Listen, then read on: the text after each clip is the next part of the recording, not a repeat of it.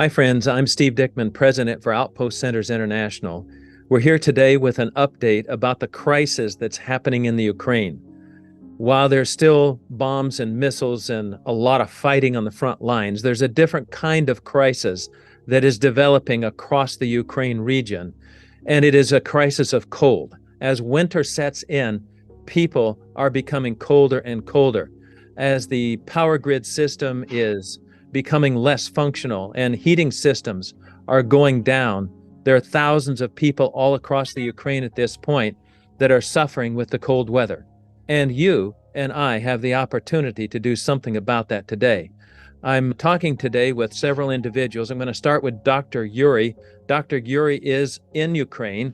He's on the front lines of this crisis there. Dr. Yuri, tell us what's happening there and what is the need there during this time for trying to help people stay warm. We have a very difficult and very challenging month. The day before yesterday, we had another rocket attack in Kiev, and the nearest attack fell down on the heating station in a van less than a mile from our clinic.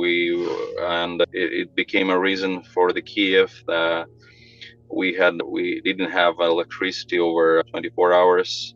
Our generator is working twice more, up to 20 hours a day and night. So we are completely from the fuel, and to be supported with that. Plus, in our local neighborhood, over 10,000 people living in buildings in a 5-minute walking.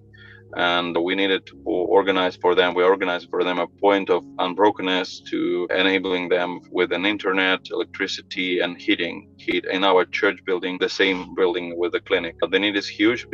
By the Lord's grace, the temperature is still waving about 0 centigrade.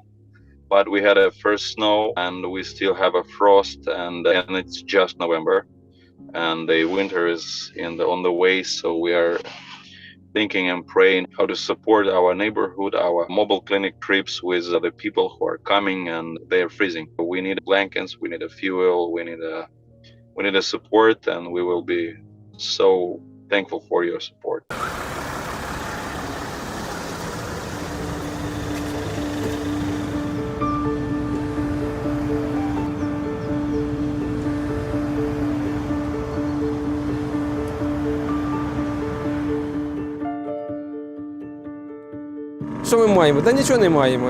What do we have? We have nothing. There is no electricity, water systems are not working, no heating in the houses. However, conditions that we need to work in are no worse than those soldiers on the front lines.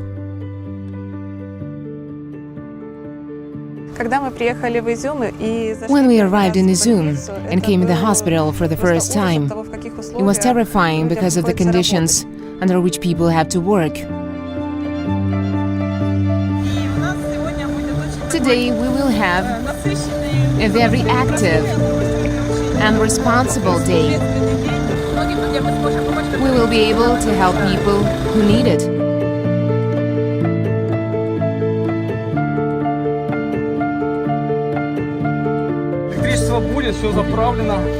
There will be electricity, the generator is filled up, everything works.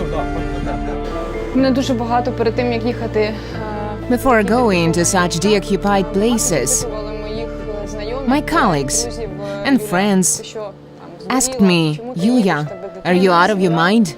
Why are you going? You have a child, you have a family." I found the answer and told them, "I am a doctor. My mission is to help women here, but not in Kyiv. There are enough doctors in Kyiv who can help women." Thank you, Dr. Yuri. I appreciate that update about what's happening on the ground. Friends, it is an opportunity for us to get involved because a simple blanket could actually save a person's life there in Ukraine at this point. When temperatures are plummeting that far and the electricity is off and you have no heat, it is really critical to try and stay warm, and a simple blanket could really go a long ways. I'm going to invite Marcus Alt, who is the operational director for Advent Relief there, and talk to us a little bit. Marcus, you've been doing some research on blankets. You've found some blankets. Are they available? Can we get them in? What's your take on this? On Friday, I think last week it was, that Steve Rinker told me that he had some funds available to buy blankets. We are in the process of sending a vehicle into Ukraine to be transformed into a dental unit. And that vehicle we would like to fill with woolen blankets. Looked for offers for suppliers, potential ones in Switzerland and in Germany. We were looking at very good quality blankets that can last and that can serve people well. And we ended up with the Swiss Army blankets. That seems to be the state of the art and a good standard. Now, you can get them from high prices, over 100 francs or dollars or euros, but we've come up with a supplier, or actually two, that can do it for less than 40 euros a piece. So that's what we're trying to do at first, get a shipment of blankets in as quickly as possible and make sure that people can stay warm. Thank you, Marcus. I appreciate that. That's a blessing. Ostap, talk to us a little bit about how we would get these distributed. What are the ways we can distribute these there in Ukraine and some of the network connections you have? Yes, Steve. I've got friends and relatives that are currently traveling across the border, picking up and receiving supplies. And we see this happening two ways. One, there's an opportunity to purchase and receive supplies internationally in Europe and bring it in across the border. Another option is to look for local companies that still have something left in their warehouse that we could purchase in bulk and distribute for those in need right now in Ukraine. Okay, thank you, Ostap. I appreciate that. And Alexei, you've been in communication with some of our ministries on the front line.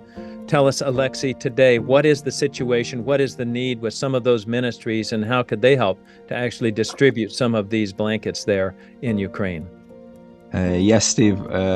Just yesterday, I talked to one of the leaders of our OCI ministries, Vyhidye Rehab Center in Poltava, and they have distribution teams who've been providing humanitarian aid throughout eastern region of Ukraine. And he told me that they already would like to have 1,000 blankets to distribute to people there. There are many internally displaced people who are not really prepared for winter, and a good blanket would be a real help for them. Thank you so much, Alexei. I appreciate that report from the front lines of what's happening in Ukraine and the great need for helping people stay warm there. Dr. Rinker, you're on the line with us this morning. You've been into Moldova there on the ground doing dental work. The Lord has touched your heart with this. Why do you have a burden to help people in Ukraine stay warm? Thank you for the opportunity, Steve. I have been in Moldova and on the border of Ukraine and working with the refugees. And Jesus uses one word over and over again. He had compassion. And compassion is a strong word, and it causes us to do something. And I have approached the Central California Conference where I live, and the people there, the president and the vice president, and they are willing to get involved. And when I was telling Marcus, when I snuggle under a blanket at night when it's cold here in the Sierras, immediately I think of what it would be like in Ukraine with being cold. I just see this as an opportunity that we need to address right away. We need to put our money where our mouth and heart is. And so let's go. Why not us? Why not now? And let's make a difference. And as you said, Steve, not someday, but today. Let's do it. Thank you, Dr. Rinker. Thank you for sharing your heart on this.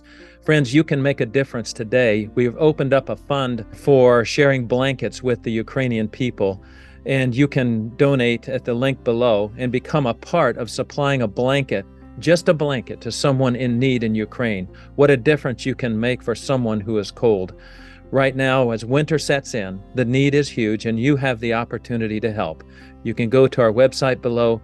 You can donate to the Ukraine Relief Project. You can be a part of supplying blankets to those in need on the regions of Ukraine where the power is out and heat is being cut and people are freezing. Would you join us today and be a part of bringing relief to those in Ukraine who need to stay warm? Make a gift on the website below. I think Dr. Rinker and several others have agreed the cost is about $40 per blanket. And so if you want to give one blanket or 2 blankets or 100 blankets, the link is open there. You can make a difference. You can be a part of helping the people in Ukraine. We've got a distribution network ready to go right away, and we're trying to get some of this active in the next few days. We're praying that God will move upon your heart to help supply those in need in Ukraine. God bless you. Thank you.